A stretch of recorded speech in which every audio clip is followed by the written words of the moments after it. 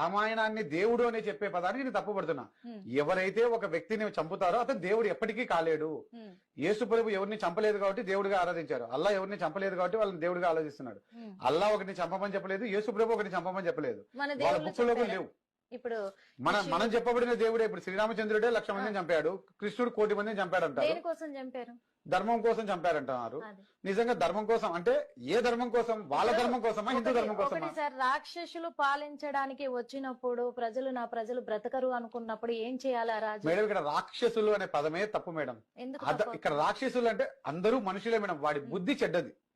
అప్పుడు అలానే అనుకుందాం మేడం. ఒకవేళ అలానే అనుకుందాం మేడం, మీరు అనుకున్న ప్రకారమే అయితే ఇప్పుడు ఒసామా బిన్ లాడెన్ గాని ఎంతో మంది ముస్లింలు ఎవరైతే దేశాలు ఉన్నాయో వాళ్ళు కూడా ఎంతో మంది ఇతర దేశాల మీద యుద్ధాలు చేస్తున్నారు.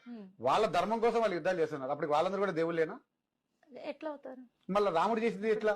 రాముడు గాని